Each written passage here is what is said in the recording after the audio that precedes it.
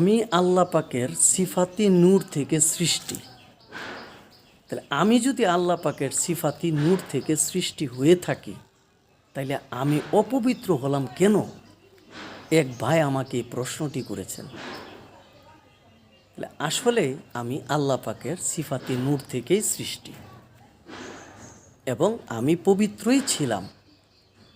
যখনই আমি এই বস্তু দেহকে ধারণ করলাম, যখনই আমি জৈবিক কাজকর্মের জন্য আমাকে বস্তু দেহ ধারণ করতে হলো, এই জীব দেহটাকে ধারণ করতে হলো জৈবিক কাজকর্মের জন্য, তখনই আমি আত্মা থেকে জীবাত্মায় রূপান্তরিত হইলাম। আত্মা থেকে আমি হয়ে গেলাম জীবাত্মা।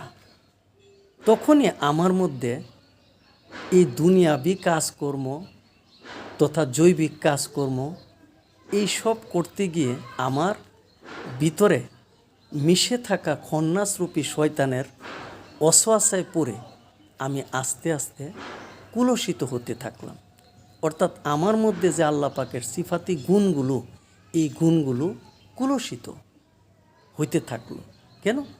যেহেতু আমার ভিতরে খন্নাসরূপী শয়তান মিশে আছে এবং সে সর্বসময় আমাকে কামনার মধ্যে, বাসনার মধ্যে, লোভ লালসার মধ্যে, আমিত্ব অহংকারের মধ্যে ডুবিয়ে রাখে এবং আমি সর্বসময় এই দেহের চাহিদা নিয়ে, আলমে নাসুতের চাহিদা নিয়ে আমি এই সর্বসময় এই দুনিয়ার পূজায় মত্ত থাকি এবং আমি এক আল্লাহকে, আমার পরম সত্তাকে, আমার মূল সত্তাকে ভুলে গিয়ে আমি এইগুলোকেই আসল মনে করে এইগুলোর পিছনে দৌড়াইতে দৌড়াইতে আমি